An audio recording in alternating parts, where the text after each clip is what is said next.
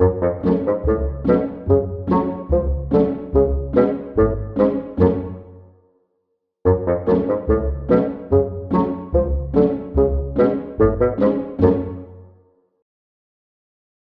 there everyone, and welcome to Fingers, Fums and Fits.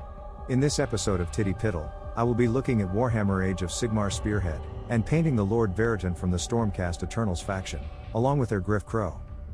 Can I keep the paint inside the lines? Let's find out.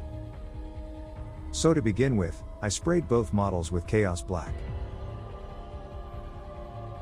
But right now, we're just going to focus on the Lord Veritant, and come back to her Gryph Crow.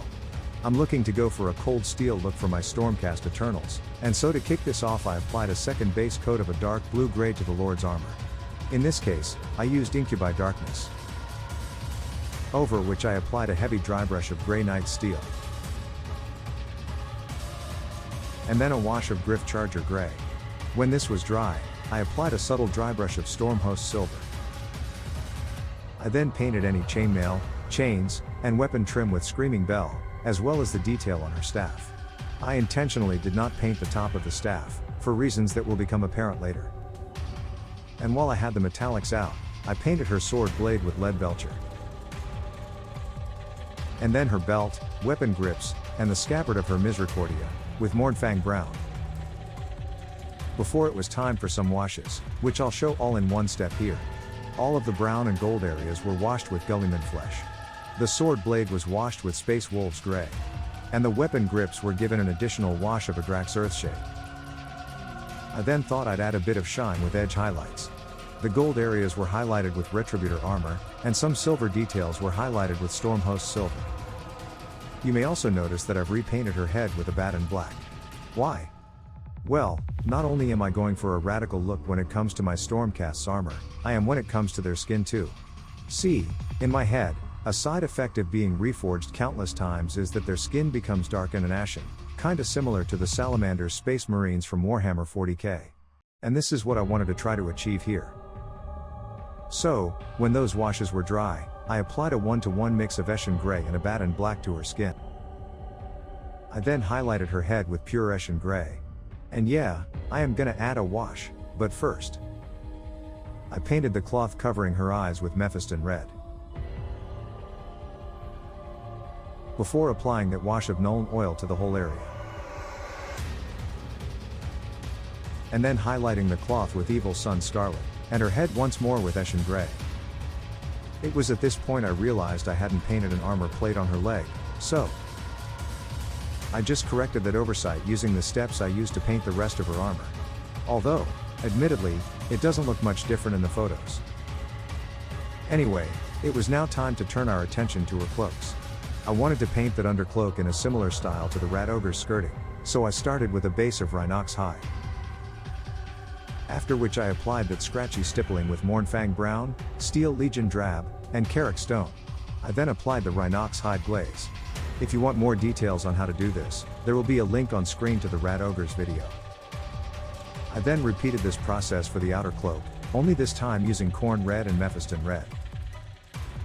I then bothered the edges of the cloak with Evil Sun Scarlet, and applied a subtle edge highlight of Wild Rider Red. I then went back over the cloak with Corn Red, thin to a glaze. In hindsight, I might have gone back in with some Mephiston Red to blend in the base and the highlights a little more, but, oh well. Live and learn. There's a tip for any of you wanting to try this though. Whilst we've got her looking the other way, let's look at those parchments, starting with a base of Carrick Stone, followed by a wash of Seraphim Sepia, and a highlight of Ushab T-Bone. Now it's time to tackle those flames, which I painted in the same way for any other in the Spearhead series, but I'll do a brief rundown of it here too. Firstly, I started with a bright base of Corax White. I used 2 coats to make it nice and bright and achieve an even coverage. You could use something like White Scar, but I just prefer Corax White myself. I then gave these areas a fairly liberal wash of Yondan Yellow, before feathering on layers of Gryph Orange, Flesh Terrors Red, and Black Templar. Now you can see why I left off painting the top of the staff until now. So I just painted the frame of the brazier to match the rest of the staff. And for now, we can leave her be, and move on to her faithful companion. I mentioned the base coat at the start of the video, and over the Chaos Black spray, I wanted to build up some layers of highlights. So I started with Eshin Grey, then Dawnstone,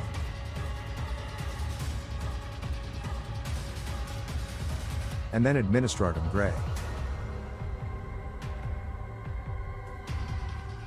Before a final subtle dry brush of Grey Seer. Sigmar approves. And after all this dry brushing, I then washed its body with the appropriately named Gryph Charger Grey. And following any tidying I had to do on other areas, I gave his tail and feathers a coat of Rhinox hide. This would act as a base for some highlighting layers. Firstly, I dry brushed these areas with Mournfang Brown, and then highlighted some prominent strands with Steel Legion Drab. This pupper is wearing a little armor, so I painted that in line with the Lord Veritant, firstly with Grey Knight Steel, and then Gryph Charger Grey. And gave his beak and claws a coat of Carrick Stone, before washing with Seraphim Sepia. And then, the final bit to do was his collar, which I first painted with Mournfang Brown, then washed with Snakebite Leather, and finished the adornments and accessories with Grey Knight Steel. All that was left was to base the models, which I did with Astrogranite and successive grey dry brushing, and we can call this one done. Now, I used a scheme here that is somewhat unusual for Stormcast Eternals, as I wanted to go for a more grimdark feel, but it is kinda similar to their Hallowed Knight's Chamber. I realize I could have maybe done one or two things differently, and I was pretty much just winging the Gryph Crow as I had no idea really how I wanted to paint it, but overall I'm happy with how it turned out. But, it's not about what I think. What do you guys think? Did I manage to keep the paint inside the lines? Please let me know in the comments below. Thank you so much for watching, and I hope to see you again for the next one. Have a great day everyone, and I'll see you later.